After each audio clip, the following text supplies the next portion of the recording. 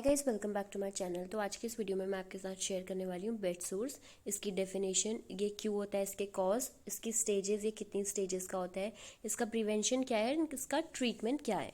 So start करते हैं definition के साथ। प्रेशर अल्सर और प्रेशर सोर्स और डेक्यूबिटस अल्सर और bed sores is localised injury to the skin and other underlying tissue usually over a body prominence as a result of prolonged unrelieved pressure। सो जो bed सोर है इसके other name क्या है? Pressure ulcer, pressure sores और decubitus ulcer. तो ये हमारी बॉडी में एक ऐसे सोर होते हैं या फिर ऐसे अल्सर होते हैं जो हमारी स्किन इंटीग्रिटी को ख़राब करते हैं, और ये मेनली कहाँ होते हैं? हमारी बोनी प्रोमिनेंस पे। सो अगर कोई पेशेंट है हॉस्पिटल में, अगर उसको हम बोल रहे हैं जनरली कि उसे बेड सोर हुआ है, तो इसका असली मतलब क्या है? उसका मतलब ये है कि वो या तो वो अनकॉन्शियस पेशेंट होगा, तो वो ऐसा पेशेंट होगा जिसकी अभी सर्जरी हुई है, वो पोस्ट ऑपरेटिव फेज़ में, और उसे डॉक्टर ने बहुत दिनों तक ऐसे मूवमेंट के लिए मना किया है, तो उस केस में भी हम बेड सोर देखने को मिल सकता है।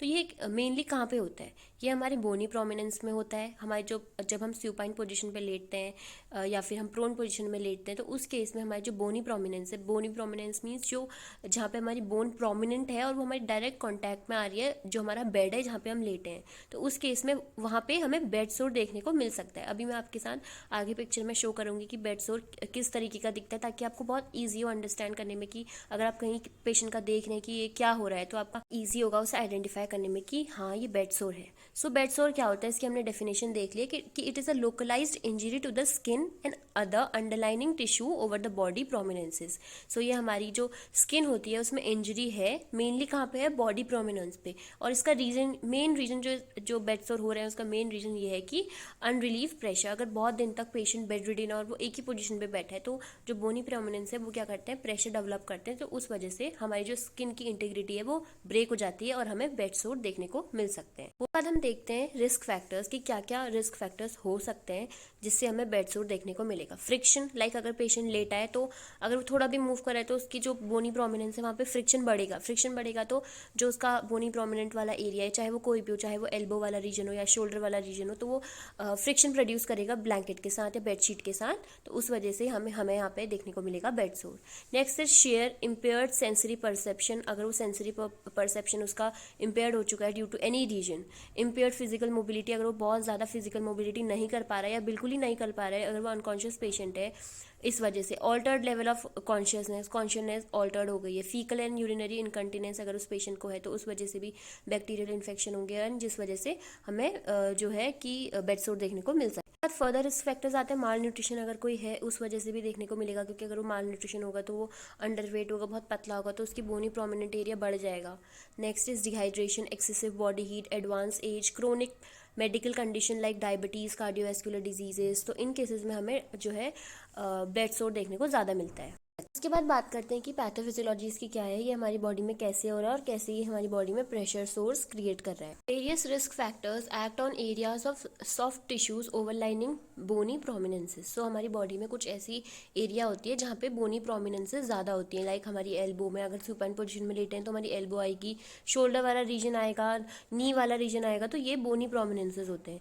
When this pressure exceeds normal capillary pressure, occlusion and tearing of small blood vessels occur. तो क्या होता है कि जब यहाँ पे प्रेशर नॉर्मल से ज़्यादा हो जाता है, अगर हम नॉर्मली लेटे हैं तो उस केस में कोई प्रेशर नहीं होगा, लेकिन अगर हम बहुत दिन तक सेम पोजीशन में लेटे रहेंगे तो उस बोनी प्रोमिनेंस पे क्या है, ज़्यादा प्रेशर पड़ेगा, जिससे क्या होगा कि वहाँ की जो ब्लड वेसल है वो टीयर हो जाएंगी। अगर ब्लड वेसल टीयर हो गई, उसके बाद क्या होगा? Reduce tissue perfusion.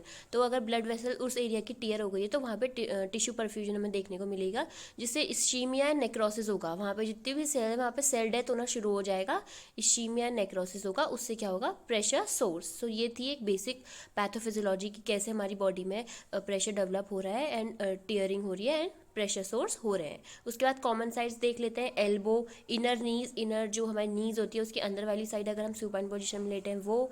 अगर स्टार्टिंग हेड टू टो देखें तो back of head and years, जो हमारा बैक एरिया है, सर है हमारा, उसके पीछे, ईयर्स के पीछे शोल्डर आता है, उसके बाद एल्बो आता है, लोअर बैक एंड बटक्स आता है, हिप्स वाला एरिया आता है, इनर नीज वाला एरिया आता है एंड हील आता है। तो ये बहुत इंपॉर्टेंट क्वेश्चन है, ये वाइवा में भी बहुत बार पूछा जाता है, और आपकी जनरल नॉलेज के लिए भी एज अ नर्सिंग स्टूडेंट आपको पता होना चाहिए कि कौन सी साइड ज़्यादा बोनी प्रोमिनेंट है अगर कोई पेशेंट सुपाइन पोजीशन पे लेटा है तो, और कौन कौन एरिया ऐसी हैं हमारी बॉडी में जहाँ पे प्रेशर सोर्स होने के ज़्यादा चांसेस हैं। तो ये थी कॉमन साइड्स। के बाद हम देखते हैं स्टेजेस और क्लासिफिकेशन ऑफ बेड सोर्स की कितने ये स्टेजेस में होता है। ऐसा तो है नहीं कि आज अगर वो पेशेंट को बेड सोर स्टार्ट हुआ है तो वो बहुत ज़्यादा सीवियर कंडीशन में हो जाएगा, नहीं। Staging systems for pressure ulcers are based on the depth of tissue destroyed. तो ये किस पे बेस होता है कि कितने टिश्यू डिस्ट्रॉय हुए। अगर कम टिश्यू डिस्ट्रॉय हुए तो उसको हम इनिशियल स्टेज में कंसिडर करेंगे, स्टेज 1 स्टेज 2। अगर ज़्यादा अगर डिस्ट्रॉय हो गया है, बहुत ज़्यादा नेक्रोसिस हो गया है, तो उसको हम लास्ट स्टेज में कंसिडर करते हैं। Based on the depth there are 4 stages of bed sores. तो जो हमने क्लासिफिकेशन किया है ये डेप्थ के अनुसार किया है और उसके हिसाब से इसकी 4 क्लासिफिकेशन है, stage 1, stage 2, stage 3 and stage 4। अब देखते हैं इन सारी स्टेजेस को इन डेप्थ की कैसे ये स्टेज 1 में क्या हो रहा है, स्टेज 2 में क्या हो रहा है। सबसे पहले आती है stage 1, non blanchable redness of intact skin. तो सबसे पहले जो स्टेज 1 है इसमें सिर्फ रेडनेस होगी स्किन में। Intact skin present with non blanchable erythema of a localised area usually over a bony prominence. तो इसमें क्या होगा, जो इंटैक्ट स्किन होगी उसमें एरिथमा होगा। एरिथमा जनरली होता है रेडनेस। एरिथमा एक साइंटिफिक टर्म है जिसको हम रेडनेस अगर हम नहीं बोलेंगे तो उसको हम एरिथमा बोल सकते हैं। तो वहाँ पे सिर्फ रेडनेस होगी लोकलाइज्ड एरिया में, जहाँ कहाँ पे होगी, बोनी प्रोमिनेंस पे। डिसकलरेशन ऑफ द स्किन होगा, वहाँ पे वार्म फीलिंग होगी, एडिमा भी हो सकता है। पेन में ऑल्सो बी प्रेजेंट। तो पेन का होना है ये जरूरी है कि पेन हो, पेन नहीं भी हो सकता है।